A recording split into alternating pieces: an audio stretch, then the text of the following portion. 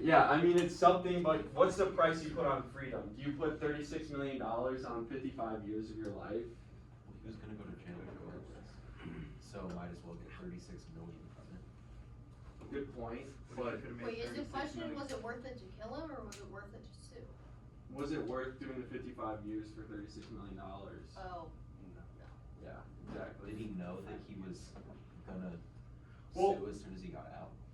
didn't Oh, know I'm he was sure, gonna yeah, get but out. it's, they're definitely involved, okay, like, they're not innocent, but the main reason that they are exonerated is because the FBI had they had issues with the case, like with bringing evidence up and whatnot, so there was basically some technicalities, so it is questionable how much they were actually involved. They're not totally innocent though. So that's him after serving his 55-year stint.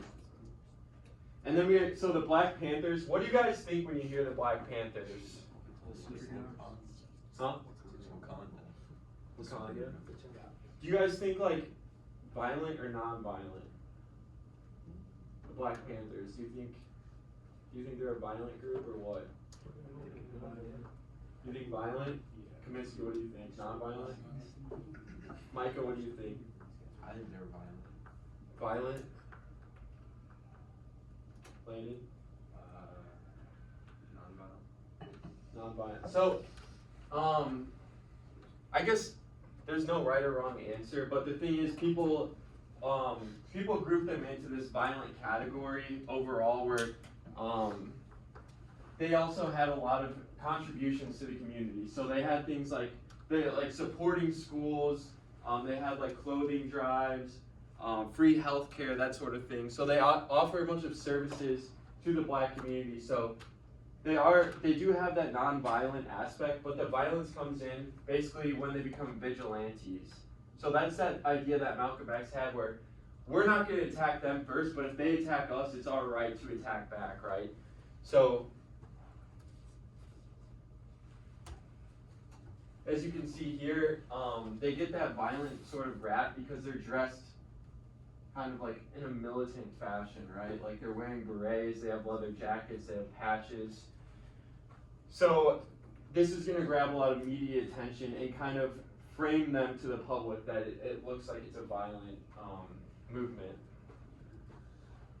They also carry firearms. At this time in California, it's legal for them to carry firearms, so they're basically being vigilantes, where they're going to carry firearms and walk around and basically wait for Black people or for police to commit crimes against Black people, police brutality, and that's why they have their guns, because they're going to fight back if they're attacked, basically.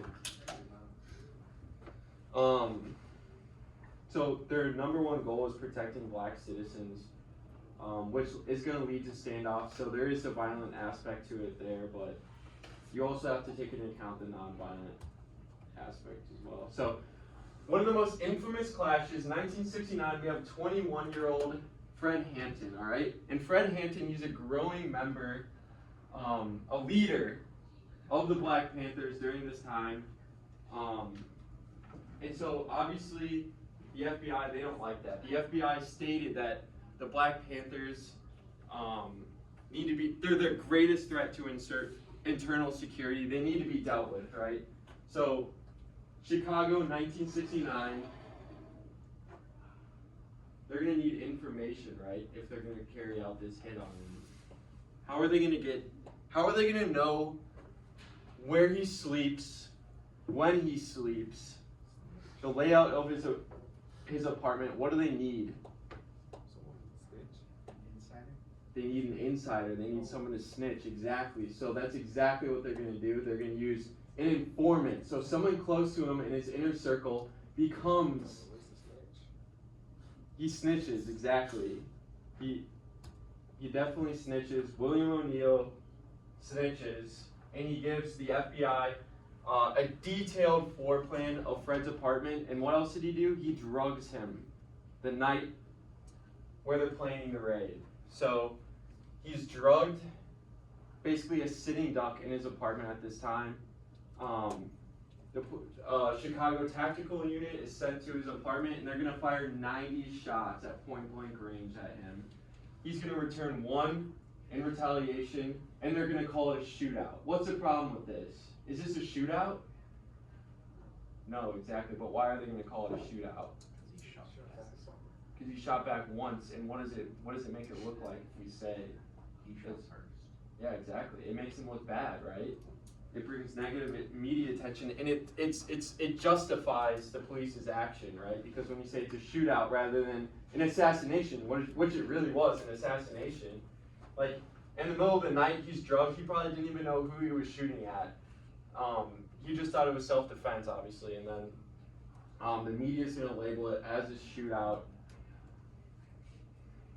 And then in 1982, almost 20 years later, the family will get a settlement. So this is basically a public admission of guilt from the government, all right? By giving them that settlement and the $2 million, it brought closure to the families, obviously, but they're basically going back and saying, we messed up. Like, this was an assassination from the government. The FBI was targeting these Black Panther members.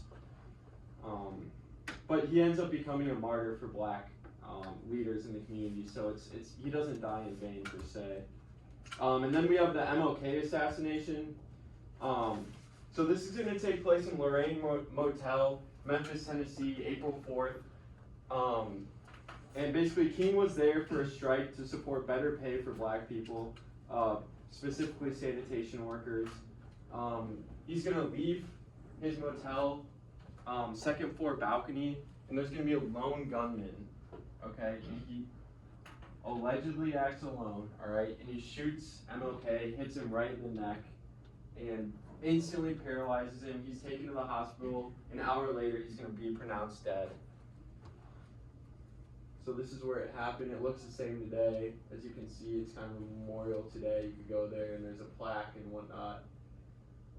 So immediately paralyzed once he's shot. The gunman is James Earl Ray. He says he acted alone, right? They're gonna arrest him. He's gonna admit to the crime, right? He's gonna confess. 3 days later, he's gonna recant it and say, I didn't do that. Well, he's gonna say he did it, but he's gonna say it's part of a conspiracy, right? He's gonna say,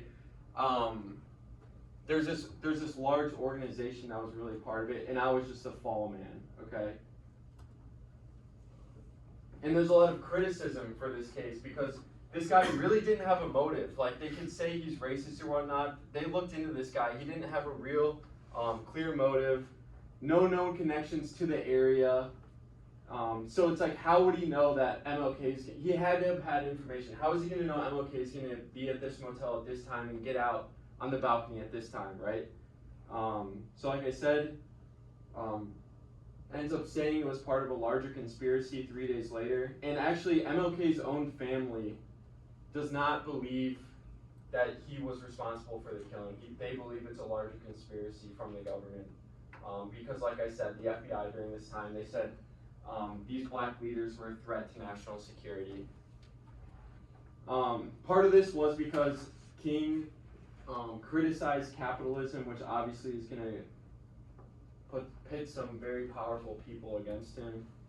And then in 1999, a jury unanimously agreed that there was government involvement in the assassination. So it's pretty much proven at this point. That's why I said I 100% agree that there was a larger conspiracy with the MLK, but I'm still wishy-washy in the JFK assassination. All right. So did the civil rights movement start in 1954?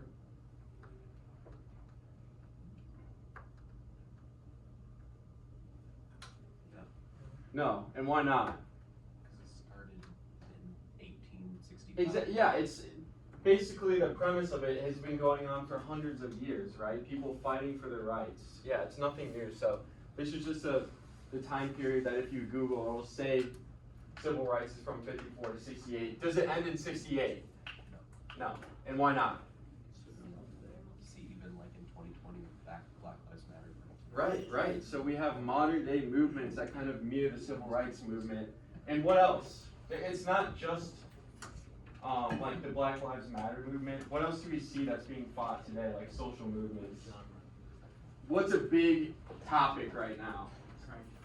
Huh? Yeah, current events.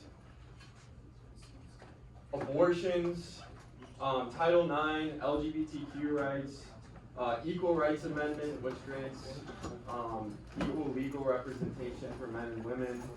Affirmative action basically says that a certain amount of each race should be in each school, which was overturned eventually, but yeah, so we see that today.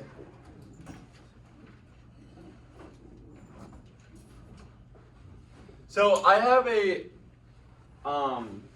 a survey for you guys to fill out.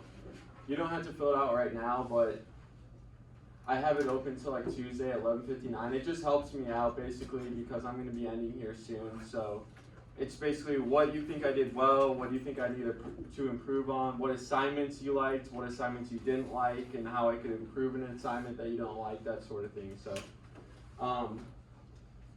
it's anonymous as well, so if you're critical, don't worry, I'm not going to see it. So, and I appreciate both positive and critical suggestions. So, thank you.